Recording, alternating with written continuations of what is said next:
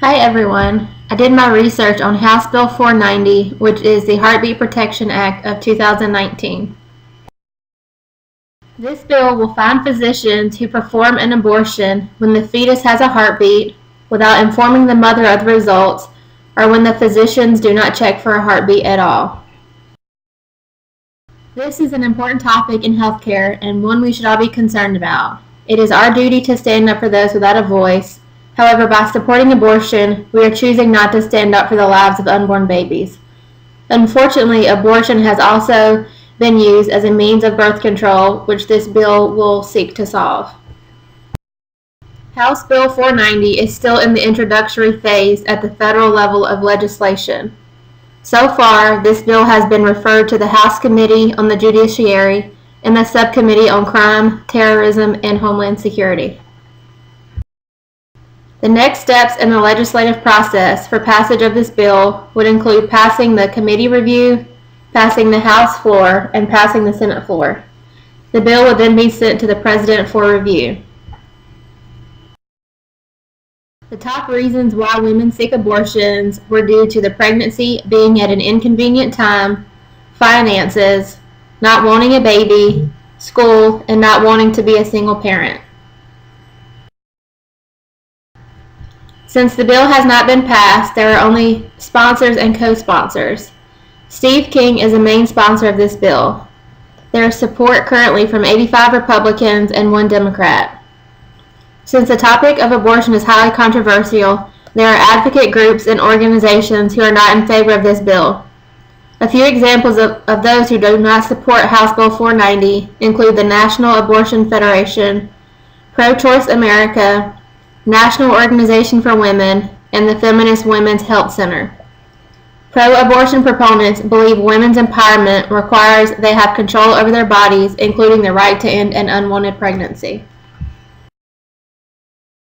When looking at the economic side of the debate, we see that abortions are the largest single preventable cause of loss of human life. Since abortions became legal in 1973, there have been over 50 million abortions, which have had an estimated $35 trillion impact on the economy.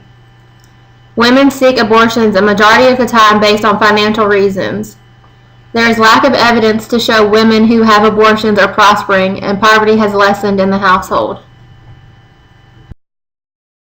It is also important to note that abortions lead to an increased likelihood of divorce or separation, marrying late or not at all, an increased acceptance of rape, and an increased risk of poor mental health.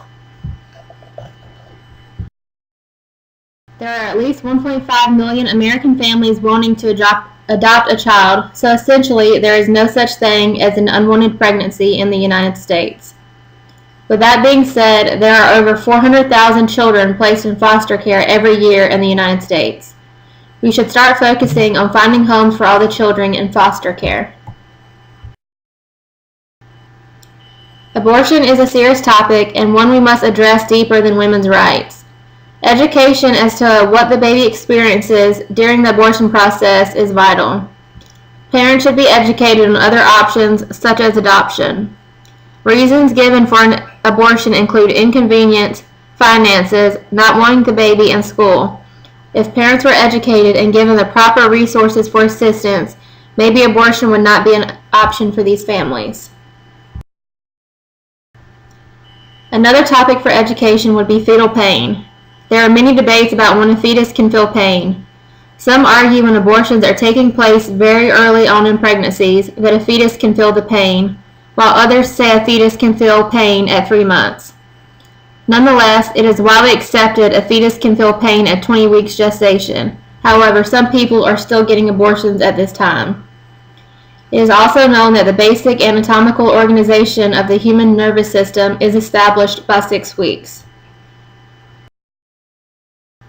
Some areas for research could be to see if abortions lead to depression or mental health in the future. There is also much debate on when a baby is considered viable in regards to abortion. Some argue that early on, even before the heartbeat is detected, the embryo should be considered viable because it can live several days outside of the mother's womb. In terms of practice, there needs to be a certain method for detecting the fetal heartbeat used by all states. If different states are allowed to use a different method to detect the heartbeat, then mothers may travel elsewhere to have abortions performed. There needs to be a universal method for all states, whether it be stethoscope, transvaginal ultrasound, or abdominal ultrasound. To sum it up, the Heartbeat Protection Act of 2019 will fine physicians who perform an abortion when the fetus has a heartbeat without informing the mother of the results, or when the physicians do not check for a heartbeat at all. By banning abortion, the largest single preventable cause of loss of human life would be reduced. The economy has experienced large costs due to abortions, which would be reduced by this bill. This bill would also help families who are struggling to conceive fund a child via the adoption process. Research and education are important to show those seeking abortions the detrimental effects on the fetus and long-term outcomes. Citizens are the voices for the future and have no right to terminate a pregnancy based on being unwanted or at an inconvenient time.